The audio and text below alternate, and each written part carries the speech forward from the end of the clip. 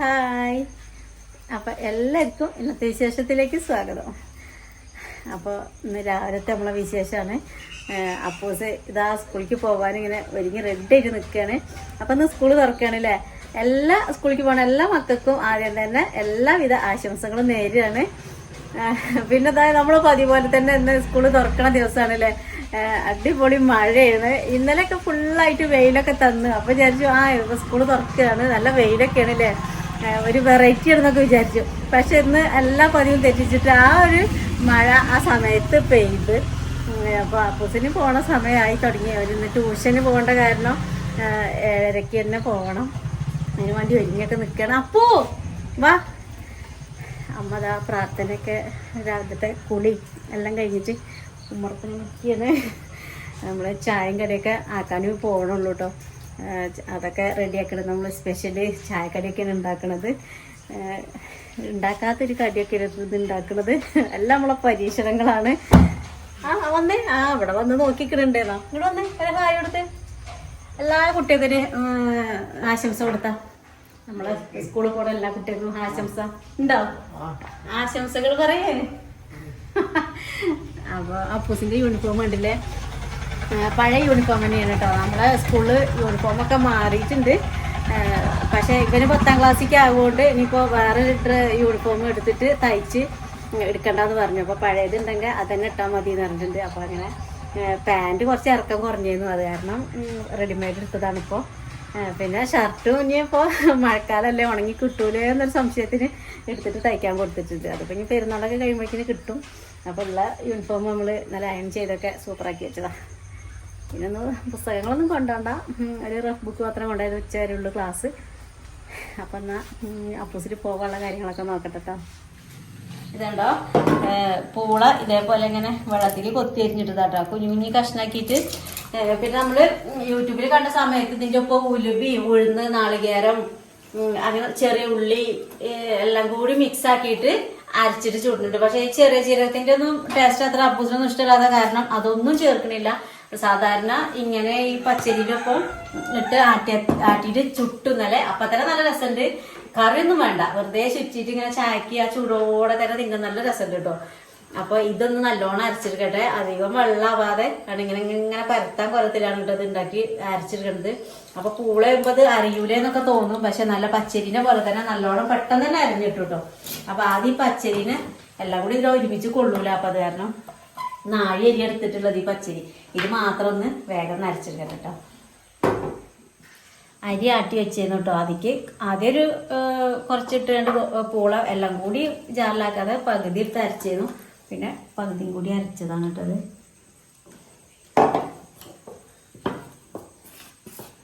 നോക്കി അധികം വെള്ളമാക്കാതെ ലൂസായി പോവാതെയാണ് കേട്ടോ അരച്ചത്. എന്നാലുള്ള കൈകൊണ്ട് ഇങ്ങനെ പരത്തി വിടുന്ന ദോശയ്ക്കൊക്കെ പരത്തും പോലെ പരത്താൻ പറ്റും. വെള്ളമൊക്കെ കലക്കി ഒഴിക്കുന്ന ദോശയല്ലേ നമ്മള്, നീർദോശ. അതുപോലെ അല്ല ടോട്ടല് അറിയണ്ടാവട്ടെ എല്ലാവർക്കും. നല്ല അറിയാത്തവർക്ക് വേണ്ടിയിട്ട് പറഞ്ഞു തരികയാണേ. നമുക്ക് ഇപ്പോഴാണ് നമ്മൾ ഇങ്ങനെ ഉണ്ടാക്കി നോക്കണത്. മുന്നേ കണ്ടിരുന്നു, അമ്മ പറയുന്നത് ചെയ്തിരുന്നു പൂളുണ്ട് നമുക്ക് ദോശ ഉണ്ടാക്കണം. ഞങ്ങൾ ഉണ്ടാക്കിയത് കൊണ്ട് പൂള് അരിച്ചിട്ട് അമ്മയും അരച്ചിട്ട് അന്നൊന്നും ഇതൊന്നും ഇല്ല, മിക്സി ഒന്നും ഇല്ലാത്ത സമയത്തിലെ. പക്ഷെ നമ്മൾ ഇവിടെ ഉണ്ടാക്കിയിട്ടില്ല അല്ലേ, നമ്മുടെ വീട്ടിൽ നമ്മൾ ഉണ്ടാക്കിയില്ല. ഞങ്ങൾ തറവാട്ടിലൊക്കെ ആദ്യമൊക്കെ ഉണ്ടാക്കിയിരുന്നു. പൂളപ്പൊടി കൊണ്ട് പുട്ടുണ്ടാക്കും, ഉപ്പുമാവ് ഉണ്ടാക്കും. പൂള ഉണക്കിയിട്ട് പൊടിക്കും, എന്നിട്ട് അത് നനച്ചിട്ട് കടുകും മുളകൊക്കെ വറവിട്ടക്കിട്ടിട്ട് പുട്ടുണ്ടാക്കും, ഉപ്പുമാവ് ഉണ്ടാക്കും. നമ്മൾ കുറ്റിയിൽ പുട്ടും ചൂടും. പിന്നെ എന്താണെന്നറിയോ, നമ്മൾ പൂളയൊന്നും ഇഷ്ടപ്പെടാതെ അങ്ങനെയൊക്കെ ഉണ്ടാവില്ലേ. അപ്പോൾ അങ്ങനത്തെ ഉള്ളവർക്കൊക്കെ ഈ പൂള കൊണ്ട് എന്തും ആക്കി ഇതൊന്നും ആയ പറയുവാൻ പോലും ഇല്ല നമുക്ക് ഏത്. പിന്നെ പൂള കൊണ്ട് ഇങ്ങനെ പിന്നെ പൂള പൊടിയെല്ലാം കുഴച്ചിട്ട് വെള്ളം തിളച്ചിട്ട് അതിലേക്ക് ഒരു കുറച്ച് നാളികേരം അവിടെ നല്ല ചരുവി വെച്ചിട്ടുണ്ടായിരുന്നു. ഉണ്ടാക്കി കറിവേപ്പില ഉണ്ട്, ചാടിപ്പോയതാ. എന്താ അമ്മ പറഞ്ഞേ? അല്ല, പൂള നല്ലോണം പൊടിച്ചിട്ട് ഉരുള ഉരുട്ടുക, എന്നിട്ട് വെള്ളം തിളപ്പിച്ചിട്ട് അതിലിട്ടിട്ട് പിടിയാക്കുക. അതിന് മഞ്ഞളും മുളകും ഉള്ളിയും ഈരൊക്കെ അരച്ച് വാർന്നിട്ട് അങ്ങനെ പൂളപ്പിടി. അതിനിപ്പോ പൂള നമുക്ക് ഒരുപാട് വേണമല്ലേ. അതിന് അന്നൊക്കെ കിട്ടിയെന്ന് പൂള പാർത്തുകയെ കിട്ടും, പറമ്പും കിട്ടും. ഞങ്ങൾ കല്ലുമലയ്ക്ക് മുറ്റും കൊടുന്നിട്ട് എന്നിട്ട് അത് ഉണക്കിയിട്ട് പൊടിക്കും. ഞങ്ങൾ ഉരലിട്ടിരിക്കും. എന്നിട്ട് അതൊക്കെ ചെയ്യുക. വിട്ടും പത്തിരി ഉണ്ടാക്കുമ്പോൾ എല്ലാം ചെയ്യും. പൂള പറിക്കണ സമയത്തൊക്കെ പറമ്പിൽ പൂള ഉണ്ടാവും, അത് കൊണ്ടുവന്നിട്ട് വെട്ടി ഉണക്കും, എന്നിട്ട് പൊടിച്ചിട്ടാണ് വെള്ളത്തരം കറി. അപ്പൊ ഉപ്പുമാവ്, ദോശ, പിട്ട്, പിന്നെ പിടി ഉണ്ടാക്കും, പത്തിരി ഉണ്ടാക്കും, എല്ലാ സാധനങ്ങളും ഉണ്ടാക്കും. പൂള ഒറ്റയ്ക്ക് പൂള കൂട്ടാനോ അല്ലെ പൂള പുഴുങ്ങിയതും ഒന്നും ഇഷ്ടപ്പെടൂല. പൂള വേണ്ടെന്നുള്ളവർക്ക് ഇങ്ങനെയൊക്കെ ഒന്ന് കാട്ടി വെക്കുക. ദോശയിൽ കൂടെ മാവ് കൂടെ ദോശയുടെ കുഞ്ഞി കഷ്ണം എടുത്തിട്ട് അരച്ചിട്ട് ദോശ ഇട്ടിട്ട് കൊടുത്ത് വെക്കൊണ്ട് കേട്ടോ, എന്തായാലും ഇഷ്ടപ്പെടും. കാണാനും പിന്നെ പൂളപ്പൊടി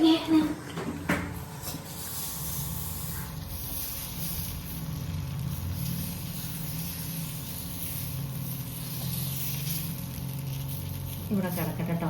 നമുക്കിത് പെട്ടെന്ന് അടച്ച് വെക്കണം. അടച്ച് വെച്ചിട്ടില്ലെങ്കിൽ ഇതിന്റെ മേലെ ഇങ്ങനെ അടച്ച് വെക്കാത്ത കൊലത്തിൽ നമുക്കൊരു വെള്ള പൊടി പോലെ കാണൂലേ, അതേപോലെ കാണും കേട്ടോ. അപ്പൊ അത് കുറച്ച് നേരം ഒന്ന് ഇതാവട്ടെ. എന്നിട്ട് ഇത് നമുക്ക് ഈ ചില്ലിനെ കൂടെ നോക്കിയാൽ തന്നെ അറിയും ഈ വെള്ളഭാഗമൊക്കെ ഒന്നിങ്ങനെ വെന്ത പോലെ കാണിക്കും. അതിന്റെ ശേഷം നമുക്ക് കുറച്ച് എണ്ണ അതിന്റെ മേലെ ഇങ്ങനെ ആക്കി കൊടുക്കണം കേട്ടോ. എന്നിട്ട് നമുക്ക് മറിച്ചിട്ട് വേവിച്ചെടുക്കാം. കണ്ടില്ലേ, ഇതിൻ്റെ മേലത്തെ വെള്ള കളറൊക്കെ മാറി. അപ്പം ഇനി കുറച്ച് എണ്ണ ഇങ്ങനെ ആക്കി വെച്ച് കൊടുത്താൽ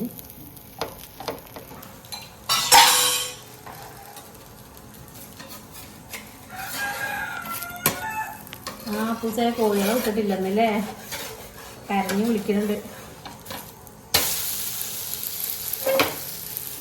രണ്ട് ഭാഗം ഒന്ന് മുട്ടിച്ചെടുക്കാം കേട്ടോ.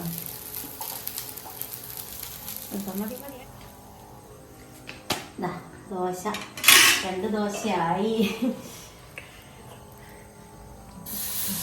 തോന്ന് നിൽക്കാം നമ്മൾ.